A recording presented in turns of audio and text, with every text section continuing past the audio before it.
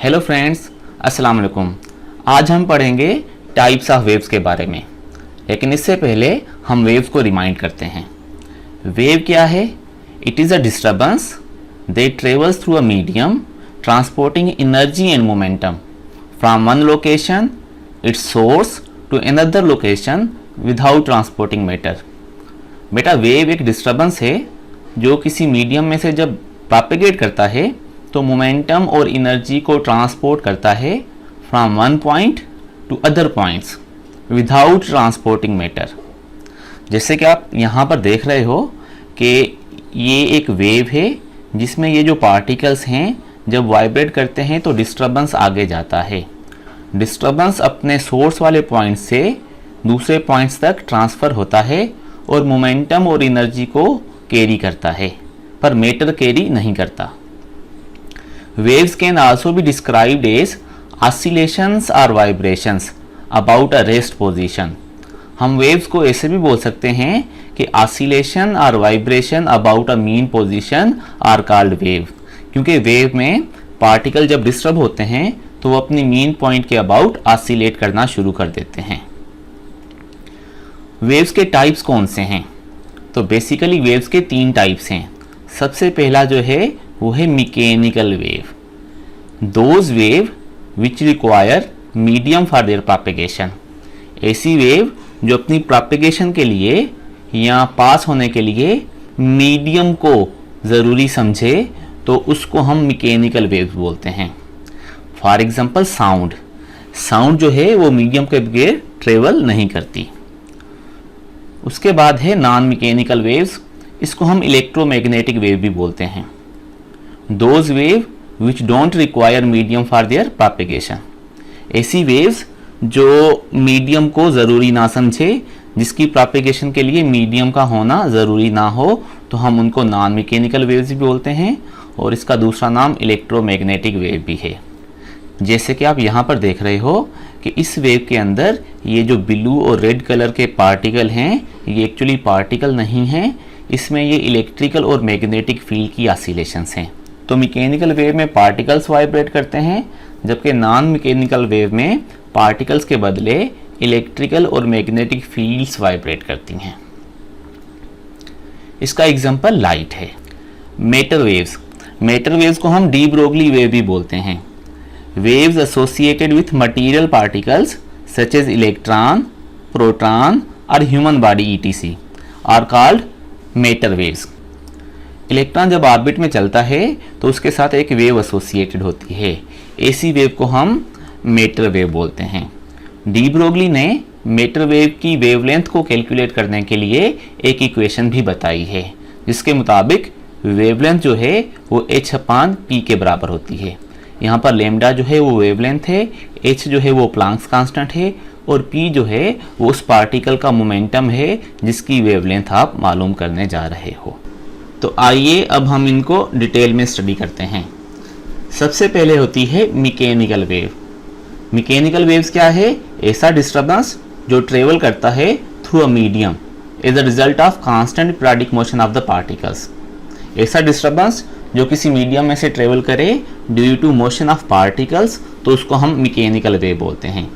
जैसे कि आप यहाँ पर देख रहे हो कि इस डिस्टर्बेंस में जब पार्टिकल्स वाइब्रेट करते हैं तो ये वेव आगे जाती है। तो ऐसी वेव जिसमें मीडियम रिक्वायर हो या पार्टिकल्स की वाइब्रेशन रिक्वायर्ड हो तो हम उनको मैकेनिकल वेव्स बोलते हैं। Under this the disturbance is transferred from particle to particle. बेटा, यहाँ पर जो डिस्टर्बेंस है वो पार्टिकल टू पार्टिकल ट्रांसफ़र होता है। पहला पार्टिकल जो है वो डिस्टर्बेंस जो है वो दूसरे पार्टिकल को, दूसरा तीसरे को, तीसरा चौथे को, तो इस तरीके से डिस्टर्बेंस आगे ट्रांसफ़र होता रहता है। Energy and momentum transmit by the motion of particles in the medium. यहाँ पर एनर्जी और मोमेंटम जो है वो पार्टिकल्स की मोशन की वजह से आगे ट्रांसफ़र होती है। मास ट्रांसफ़र इजंट पॉसिबल, पर मास का ट्रांसफ़र होना पॉसिबल नहीं है। One must note that mechanical waves can not propagate through the vacuum. बेटा, ये याद कर लो कि मैकेनिकल वेव वैक्यूम में से प्रोपेगेट नहीं हो सकती, क्योंकि बेटा इसका नाम ही मैकेनिकल है, यानी इसको मीडियम रिक्वायर्ड होता है। अच्छा, क्या आपने कभी सोचा है कि स्पेस के अंदर, आसमान के अंदर जो एक्सप्लोजन होते हैं, जो धमाके होते हैं, उन धमाकों की आवाज़ ज़मीन तक क्यों नहीं आती? तो बेटा ऐसा इसलिए होता है कि sound is a mechanical wave, और साउंड को प्रोपेगेट करने के लिए मीडियम ज़रूरी होता है। रास्ते में क्योंकि स्पेस है, इसलिए धमाकों की आवाज़ ज़मीन तक नहीं आती, ठीक है। पर लाइट जो है वो आ जाती है, क्योंकि लाइट नॉन मैकेनिकल वेव है, तो वो स्पेस में से गुजर आती है, इसलिए वो दिखती है, पर साउंड सुनाई नहीं देती, क्योंकि साउंड मैकेनिकल वेव है। इसको समझने के लिए एक तजर्बा भी किया जाता है, जिसमें एक घंटी को एक जार के अंदर बंद करके जब हम उसको रिंग करते हैं तो शुरू में आवाज़ सुनाई देती है, पर अगर हम इस जार में से ये हवा निकाल लें और अंदर वैक्यूम बना दें और इसके बाद जब घंटी रिंग करेंगे तो फिर आवाज़ सुनाई नहीं देती, जिसमें से ये साबित होता है कि साउंड जो है वो मैकेनिकल वेव है और वो स्पेस में से प्रोपेगेट नहीं करती। अच्छा, मैकेनिकल वेव्स जो होती हैं वो लॉन्गिट्यूडिनल और ट्रांसवर्स दोनों हो सकती हैं। जैसे कि आप यहाँ पर देख रहे हो, ये लॉन्गिट्यूडिनल मैकेनिकल वेव है और ये ट्रांसवर्स मैकेनिकल वेव है। Examples of mechanical waves. सबसे पहला एग्जाम्पल है वाइब्रेशन ऑफ अ स्ट्रिंग। जब किसी स्ट्रिंग के अंदर या तार के अंदर वाइब्रेशंस होती हैं तो वो मैकेनिकल वेव्स बनती हैं। The surface waves generated on the surface of a liquid और सॉलिड। सॉलिड या लिक्विड के सरफेस पर जो वेव्स बनती हैं वो भी मैकेनिकल वेव्स होती हैं। जैसे कि आप यहाँ पर देख रहे हो कि पानी के सरफेस पर ये जो रिपल्स बन रही हैं ये मैकेनिकल वेव्स हैं। Tsunami waves. जब सुनामी आता है तो समुंदर के अंदर भी एक वेव्स बनती हैं जिनको हम सुनामी वेव्स बोलते हैं, और ये सुनामी वेव्स भी मैकेनिकल वेव्स होती हैं। अल्ट्रासाउंड्स। अल्ट्रासाउंड वेव्स जो हैं ये भी मैकेनिकल वेव्स हैं। आमतौर पर हम इनको सोनर में यूज़ करते हैं, और सोनर जो है वो अंडरग्राउंड ऑब्जेक्ट्स की पोजीशन को मालूम करने के लिए यूज़ होता है। Earthquake waves. बेटा अर्थक्वेक वेव्स जो हैं इनको हम सिस्मिक वेव्स भी बोलते हैं, और ये मैकेनिकल वेव्स हैं। Oscillation in a spring. जब कोई स्प्रिंग ऑसिलेट करता है तो उसके अंदर ये जो वेव्स बनती हैं ये भी मैकेनिकल वेव्स हैं। Waves in a sling. Sling बोलते हैं एक सॉफ्ट नरम स्प्रिंग को, इसके अंदर ये जो वेव्स बनती हैं ये भी मैकेनिकल वेव्स बनती हैं। तो ये various types of mechanical waves हैं। अब इनमें से कुछ ट्रांसफर्स होंगी और कुछ लॉन्गिट्यूडिनल होंगी। Types of mechanical waves. बेटा फर्दर मैकेनिकल वेव्स दो किस्म की होती हैं, एक ट्रांसवर्स वेव्स और एक लॉन्गिट्यूडिनल वेव्स। तो सबसे पहले हम ट्रांसवर्स वेव्स को डिस्कस करते हैं। ट्रांसवर्स वेव्स क्या होती हैं?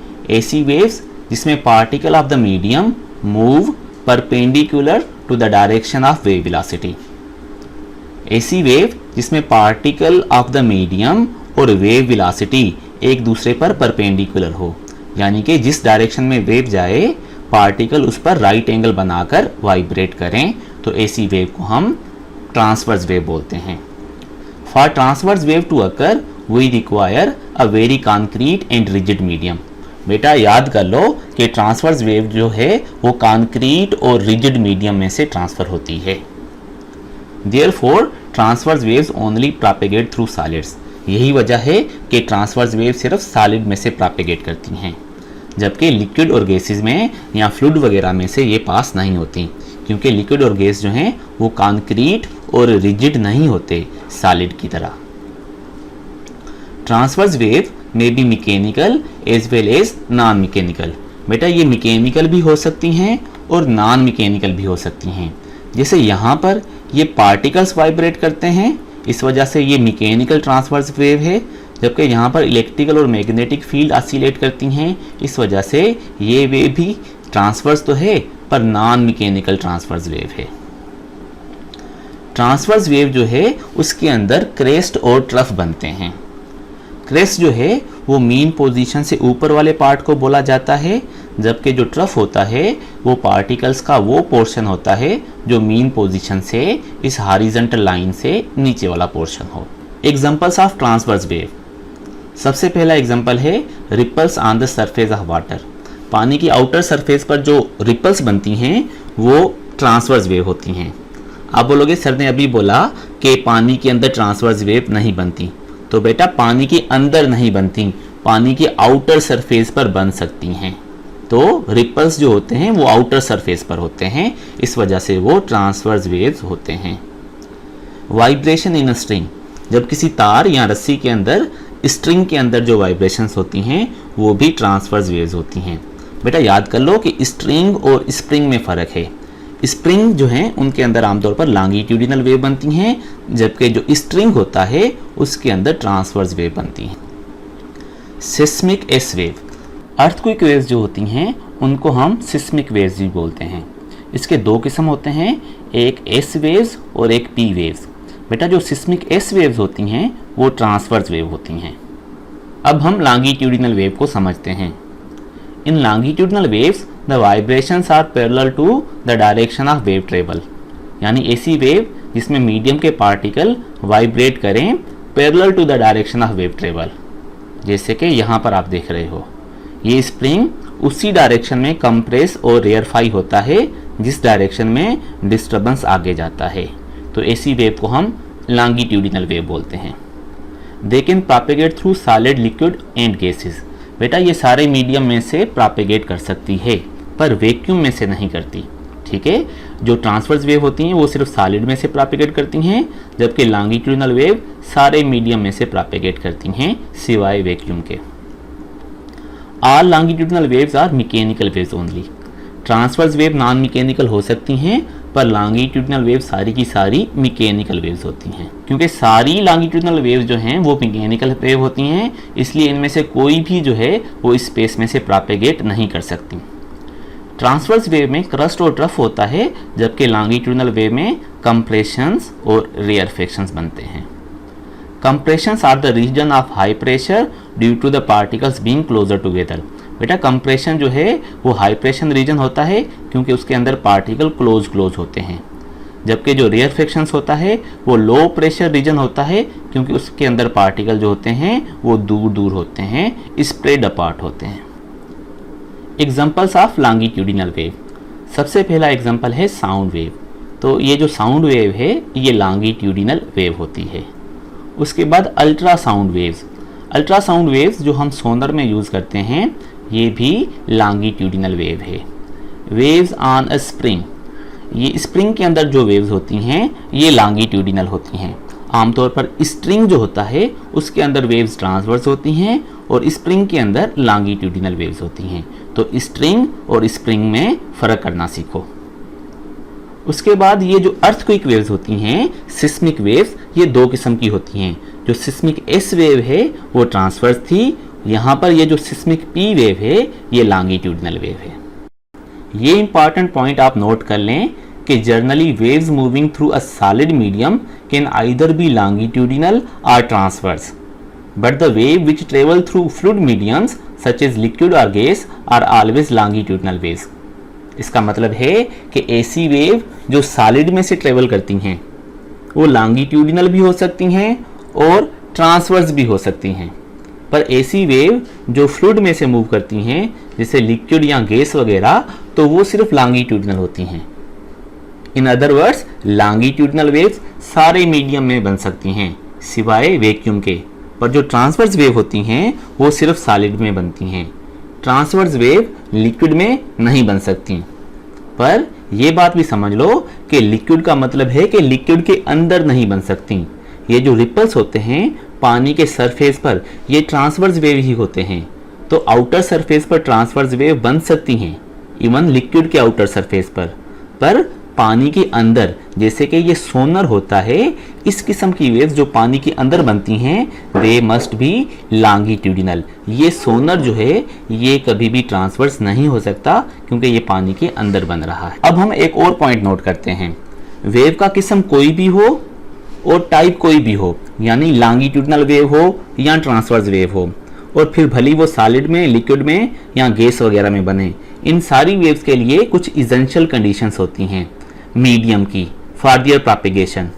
अब वो क्या है? सबसे पहले इलास्टिसिटी होनी चाहिए। बेटा इलास्टिसिटी जो होती है वो रीस्टोरिंग फोर्स प्रोवाइड करती है, और मीडियम के अंदर इलास्टिसिटी इसलिए ज़रूरी है कि पार्टिकल अपनी एक्सट्रीम पोजीशन से दोबारा मीन पोजीशन पर आए। Number 2 inertia. इनर्शिया जो होता है ये इसलिए ज़रूरी होता है कि पार्टिकल मीन पोजीशन से दोबारा एक्सट्रीम पोजीशन तक जाए। तो इलास्टिसिटी एक्सट्रीम से मीन पोजीशन पर लेकर आने के लिए और इनर्शिया मीन से एक्सट्रीम पोजीशन तक लेकर जाने के लिए ज़रूरी होता है। इसके अलावा एब्सेंस ऑफ फ्रिक्शनल रेजिस्टेंस यानी मिनिमम फ्रिक्शनल फोर्सेस होने चाहिए ताकि पार्टिकल्स वाइब्रेट करते रहें। तो ये जो हैं ये जनरल कंडीशंस हैं for propagation of all types of waves in all medium, सिवाय नॉन मैकेनिकल वेव्स के। मैकेनिकल वेव्स पर ये कंडीशंस अप्लाई होती हैं। अब हम इलेक्ट्रोमैग्नेटिक वेव्स को डिस्कस करते हैं। इलेक्ट्रोमैग्नेटिक वेव्स क्या होती हैं? Under electromagnetic waves the presence of medium isn't actually necessary for propagation, यानी इलेक्ट्रोमैग्नेटिक वेव में मीडियम का होना ज़रूरी नहीं होता प्रोपगेशन के लिए। इलेक्ट्रोमैग्नेटिक वेव्स खास oscillation in electrical and magnetic fields, यहाँ पर जो ऑसिलेशंस होती हैं वो इलेक्ट्रिकल और मैग्नेटिक फील्ड्स में होती हैं। जैसे आप यहाँ पर देख रहे हो, ये जो ब्लू वाली है मैग्नेटिक फील्ड है और रेड वाली इलेक्ट्रिकल फील्ड है। तो यहाँ पर पार्टिकल ऑसिलेट नहीं करते बल्कि इलेक्ट्रिकल और मैग्नेटिक फील्ड ऑसिलेट करती हैं, और इलेक्ट्रिकल और मैग्नेटिक फील्ड की ऑसिलेशन की वजह से ये डिस्टर्बेंस आगे जाता है। इस वजह से हम इसको नॉन मैकेनिकल वेव बोलते हैं क्योंकि मीडियम के पार्टिकल रिक्वायर नहीं होते। अच्छा, पीरियोडिक चेंजेस क्योंकि इलेक्ट्रिकल और मैग्नेटिक फील्ड के अंदर होती हैं, इसी वजह से हम इनको इलेक्ट्रोमैग्नेटिक वेव भी बोलते हैं। ठीक है, all electromagnetic waves are transverse, कोई भी इलेक्ट्रोमैग्नेटिक वेव लॉन्गिट्यूडिनल नहीं होती। इवन दो कि यहाँ पर पार्टिकल तो नहीं है, पर इलेक्ट्रिकल और मैग्नेटिक फील्ड जो हैं वो डायरेक्शन ऑफ वेव प्रोपगेशन पर परपेंडिकुलर वाइब्रेट करती हैं, इसलिए इलेक्ट्रोमैग्नेटिक वेव जो होती हैं वो ट्रांसवर्स होती हैं और सारी की सारी ट्रांसवर्स होती हैं। अच्छा, electromagnetic waves travel at a speed of light. जितनी भी इलेक्ट्रोमैग्नेटिक वेव्स होती हैं इनकी जो स्पीड होती है वो लाइट के स्पीड के बराबर होती है, क्योंकि लाइट खुद भी इलेक्ट्रोमैग्नेटिक वेव है। अच्छा, हम इनको पोलराइज कर सकते हैं क्योंकि ये ट्रांसवर्स नेचर वाली हैं, और हम 9th चैप्टर में पढ़ेंगे कि ऐसी वेव जो ट्रांसवर्स होती हैं उनके अंदर पोलराइजेशन होती है। तो इलेक्ट्रोमैग्नेटिक वेव भी क्योंकि ट्रांसवर्स हैं इसलिए हम इनको पोलराइज कर सकते हैं। अच्छा, मीडियम की ज़रूरत नहीं पड़ती, ये हम पहले भी पढ़ चुके हैं क्योंकि ये नॉन मैकेनिकल वेव हैं, इनके अंदर पार्टिकल्स या मीडियम की ज़रूरत नहीं होती, ये स्पेस में से भी आ जाती हैं। अच्छा, ये याद कर लो कि मोमेंटम जो है इनके अंदर प्रेजेंट होता है। बहुत सारे बच्चे कंफ्यूज हो जाते हैं क्योंकि ये इलेक्ट्रोमैग्नेटिक वेव फोटॉन्स की बनी होती हैं, तो फोटॉन का मास नहीं होता तो शायद ये मोमेंटम को ट्रांसफ़र नहीं करती। तो याद कर लो, एनर्जी ट्रांसफ़र होगी तो मोमेंटम भी ज़रूर ट्रांसफ़र होगा। एग्जाम्पल्स ऑफ इलेक्ट्रोमैग्नेटिक वेव, तो सबसे पहला एग्जाम्पल लाइट है। लाइट वेव इलेक्ट्रोमैग्नेटिक वेव होती है। इसके अलावा रेडियो वेव जो हम रेडियो, टीवी, सेल मोबाइल के सिग्नल्स वगैरह में यूज़ करते हैं, ये भी इलेक्ट्रोमैग्नेटिक वेव है। थर्मल रेडिएशन जो गर्मी से या हीट वगैरह से निकलती हैं वो भी इलेक्ट्रोमैग्नेटिक वेव्स होती हैं। एंड में हम डिस्कस करेंगे मैटर वेव्स को। तो मैटर वेव्स क्या होती हैं? The waves associated with material particle like electron, proton, positron etc. तो ऐसी वेव जो पार्टिकल के साथ एसोसिएट हो हम उनको मैटर वेव बोलते हैं। क्योंकि ये कॉन्सेप्ट डी ब्रोगली ने दिया था तो हम मैटर वेव्स को डी ब्रोगली वेव भी बोलते हैं। और ये बात नोट कर लें कि ये छोटे बड़े सब पार्टिकल्स पर अप्लाई होती है, भले वो इलेक्ट्रॉन हो या हमारी बॉडी हो। ये बात अलग है कि जो छोटे पार्टिकल्स होती हैं उनके साथ ये जो वेव होती है ये 10⁻10⁻11 मीटर जैसी होती है, जो काफ़ी बड़ी होती है और हम इसको मेजर कर सकते हैं। जबकि जो बड़ी बॉडीज़ होती हैं 1 kg की या हमारी बॉडी की तरह, इनके साथ ये जो वेवलेंथ होती है ये 10⁻40 में चली जाती है, जो इतनी छोटी होती है कि हम आमतौर पर उसको मेजर नहीं कर पाते।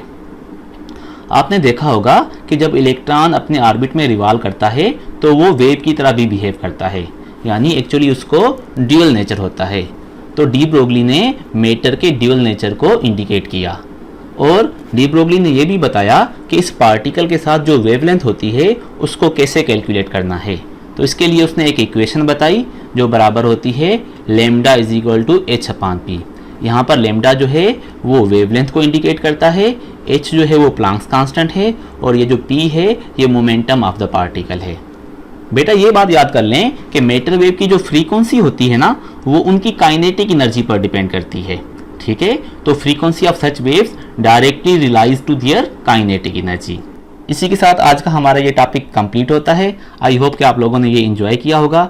मिलते हैं नेक्स्ट वीडियो में, तब तक के लिए अल्लाह हाफिज़।